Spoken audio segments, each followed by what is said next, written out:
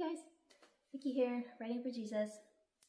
I just got back from church and I really am excited to do my final wrap up for October. This will be the second half of October, everything I read.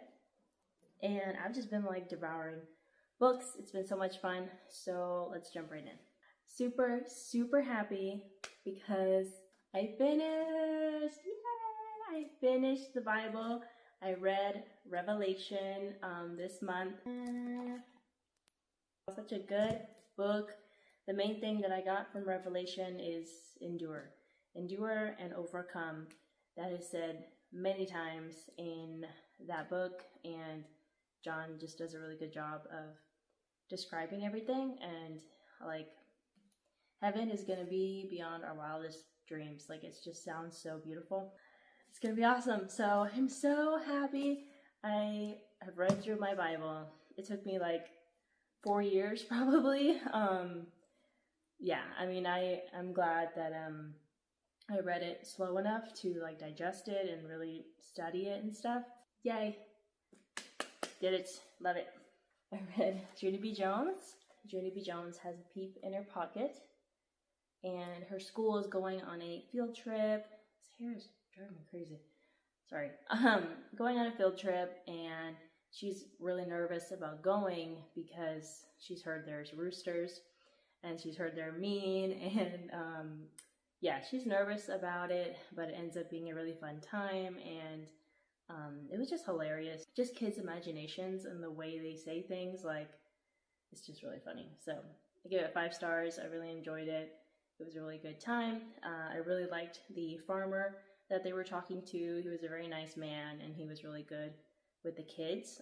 Finally, somebody jumped on Jim. He's a terrible kid. And finally, somebody, the farmer, jumped on him for being mean to Junie B. Jones. All right, then I read Junie B. Jones is a Graduation Girl. This is her graduating from kindergarten to 1st grade, and she is so excited. Everybody loves their little graduation gown. For some reason, they let the kids take the gowns home. I'm not really sure why. I wasn't sure why they could just keep them at the school and then put them on right before the ceremony, because that's what they did. I mean, they took the gown home with them, and then they drove to the school, then put the gown on, then did the ceremony. So I don't know what the point of taking the gown home was, but anyways, she makes a point of telling them, do not play with your gowns. They're just for the ceremony. I don't want you getting anything on them. Of course, Junie B. Jones doesn't listen, and she ends up sneaking it away and getting it to her room, and she spills grape juice on it. And so then she's like, oh no, what do I do? And so the way everything works out in the end is really, really sweet. I really liked her parents in this one. I liked her teacher so much. And then last night I read, which is now my favorite Junie B. Jones book. I was so proud of her. They're having a kickball tournament in with her room, her class, and then a couple of other classes, and that she's super excited. Well, she is kicking so much, she's trying to practice for the kickball tournament, that she ends up really hurting her toe, so she isn't able to participate. So she and Sheldon, they are going to do like a halftime show, and things don't go as planned, and she really just turns lemons into lemonade, and she really is able to pick herself up and do the best that she can do, and really be a little shining star and do a good job. Yeah, I was just really impressed with how mature she was in this and how she handled it. Like, I don't think I even would have done what she did, and I was just so impressed. Like, it was such a good message. I was like, I think everybody should read this. I was like, this was amazing. Like, this is a little, like, how long is it? 87 pages. This is 87 pages, and it really impacted me. It really inspired me, and I was like, that was beautiful. I love it. 5 stars. My new favorite, Junie B. Jones. Okay, and then I just kind of flew through some more random short reads that I have. I read this cute little Scooby-Doo story.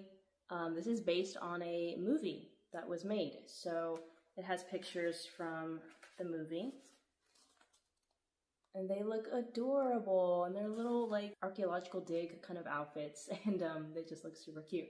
So this was, you know, just a fun, fast little read, and they end up going to Egypt, and they're kind of exploring this mystery of this tomb, this pyramid, and like the treasure inside is supposed to be cursed and everything. So some really weird stuff starts happening, and even I was like, okay, wait, is this curse real? Because like a lot of strange things were happening. I love Shaggy. He is hilarious. I love seeing him and Scooby just be so silly and just always thinking about food, and they're just adorable. And so every time I read something with Scooby-Doo, I always think of Bandit, and I'm like, I wish that Bandit could talk to me like Scooby-Doo. Like, he's just so cute. So I love the gang. I love how these guys are like grown adults, and they are the bestest of friends, and like they are never apart, and they care about each other so much. It's just like super sweet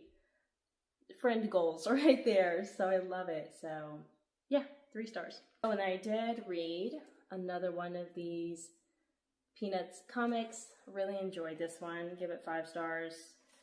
It was super good. So I love it. I love the characters. I love seeing Snoopy writing. I love seeing him acting and, you know, going after the Red Baron. And this has some really fun moments in here. And of course, again, they had Peppermint Patty failing at school and just like going to sleep, and Marcy trying to help her, and like their friendship is just really cute, and it was a really fun time. So always a blast hanging out with these characters. Then I read these 2 little Doug mysteries that I have. These are just really fun. So you have 4 mysteries in this one and 5 in this one, and you have different things going on, and Doug is like a sleuth in these, and he really wants to get to the bottom of these mysteries. Something goes missing, or just like random little things going on, and Doug getting to the bottom of it. So it's just a fun time. I gave them both 3.5 stars. All right, and then my 1 DNF. I DNF'd The Importance of Being Earnest by Oscar Wilde. I remember reading an excerpt of this in school, and I enjoyed it. It's only 50 pages long. I could have pushed through, but I didn't want to. I really don't care about classics. I just don't care. These kind of stories are just very, very slow. The dialogue is so slow and dragged out, and I can recognize the talent, but it's not something that I want to read. It's just not my style. So, DNF. And I read Bob. Chantel recommended this book years ago. This is about Bob, this little guy right here. And he doesn't know what he is. The girl thinks maybe he's like a zombie or something, but we're not sure. 5 years ago, Livy was 5 years old, and she went to her grandmother's house, and she ended up striking a friendship with him, and then she told him, I'll be right back, stay here in the closet, and I'll be back soon. She left, and she hasn't come back. So he has been like so sad and just wondering where she is. Well, 5 years later, she comes back, and it seems like there's something wrong with her memory. There's several things that she doesn't remember about her grandmother's house, about him. Like she is really struggling to remember, to the point where I was like, okay, something's wrong. Like there's something going on. So it's just about her and Bob reconnecting, becoming friends again, and her trying to help him get home and figure out what he is and where he belongs. So it was a cute story. I enjoyed their friendship. I enjoyed the way it was written. It was a little bit sarcastic, especially when it was from Bob's perspective, where it did slow down the story a little bit. Honestly, I was more interested in the human problems in this book. They had stuff going on with her grandmother, stuff going on with the neighbors and the little neighbor boy, that I was just like kind of dying to know more about. I would have loved to just have it be on Livy and that cute little boy and making it their story and them being friends and them figuring out what's going on and like all the human realistic aspects of this book. I would have loved if it had been focused on that. Yeah, but I gave this 3.5 stars. It was cute. It is, I feel like the reactions were not realistic at the end. It is a happy ending. I really did like the very ending. It was really sweet. Okay, sorry about that. I got interrupted. I'm really glad that I finally read this because it has been sitting on my TBR for years. I read 5 chapters like months ago, set it down, never picked it up again, and then finally this week I finished it. The plot of this book is fantastic. The execution is terrible. I only gave this 2.5 stars. So this is about this guy named Daniel, and he is a marriage counselor, and his marriage is on the rocks. He has written a book about marriage, and his business is doing well. He's a counselor dude. Everything looks great on the outside. On the inside, it's not going well. There's just a lot of tea, a lot of drama in this book. Daniel inherits this camera from his grandfather, and he will take pictures, get his pictures developed, and they're really weird pictures, like a picture of someone tearing a bedding slip, a picture of someone looking at a prescription bottle, a picture of someone about to like commit suicide, like really crazy stuff. And he's like, why would someone take a picture of this? What is going on? And so it takes him like the entire book to figure out, okay, there's something special about this camera, and it's showing the future if you continue on this path. It's really showing what's on the inside of people's hearts. It's showing truth. So I like that idea. Like, that's really cool. It reminds me of a Twilight Zone episode that I really like. So I thought I would enjoy it. But I kind of sped read some of it and kind of skim read some of it because I was like, come on, like, get it together. Like, I wanted this husband and wife to get it together. Please hug, please make up, please sit down and talk. I hate miscommunication. And then the guy developing the pictures, his name was Simon, and it's almost like he was supposed to be an angel and supposed to be helping him. He was kind of annoying. He was just kind of weird, and he kept saying the title of the book, The Camera Never Lies, Daniel, The Camera Never Lies. I can't stand it when authors say the title of their book more than 2 times. It could have been great. I think this could have been fantastic. I just didn't like it. It took way too long to sit down and talk. It was kind of repetitive with him seeing pictures and wondering what's going on, what does this mean? And I didn't really love the epilogue. But like, this book was good enough that I finished it, and it was written well. There were times when he would focus too much on writing a really cool sentence rather than writing a good story. Yeah, 2.5 stars. It just was slow and frustrating. Some of the characters were annoying, and there were moments as well when the chapter would end on a crazy note where someone would ask a question or say something like, whoa, and then it would just jump to another scene. And I'm like, how did they answer that? How did they walk away from that conversation? Like, how did that conversation end? Like, just some weird choices were made in this book by the author, and the message was good. Like, being honest, being truthful, not holding on to your secrets. Like, the message was good. The idea was good. The story was not. It was not well executed. So there you go. That was just like a word vomit. I was just like rambling so much.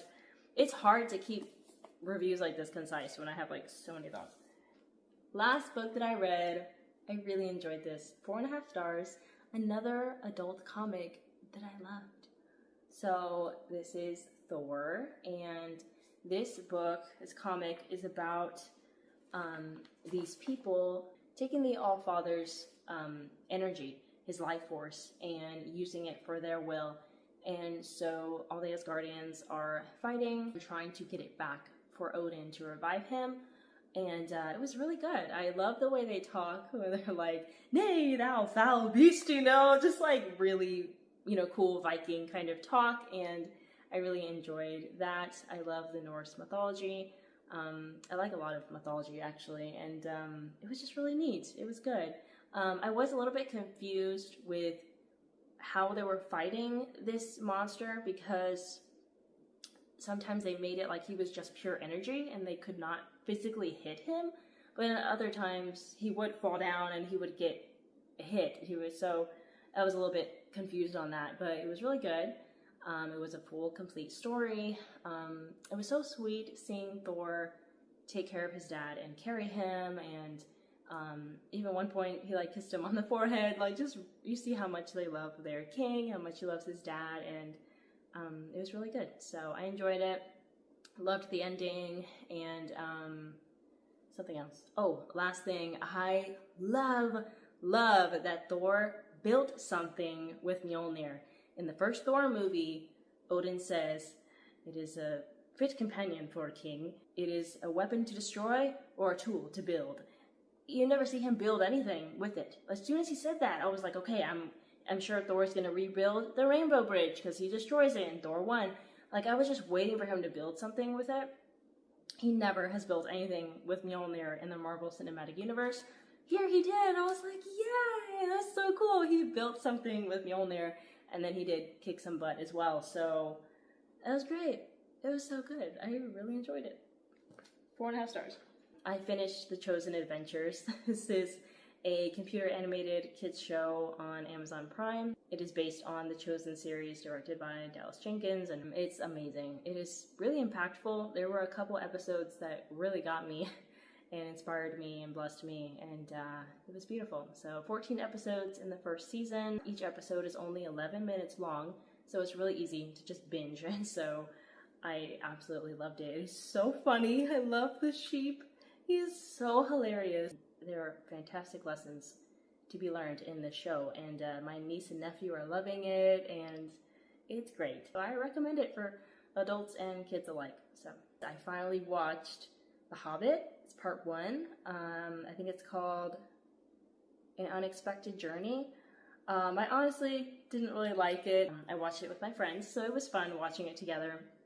But I honestly was bored, and I know that it is split into 3 movies, but it's supposed to be 1 book, so of course it's going to be slower, but it just felt very episodic of them journeying and fighting, getting captured, and Gandalf saves them. Okay, escape, and walk a little bit. Oh, we got captured again.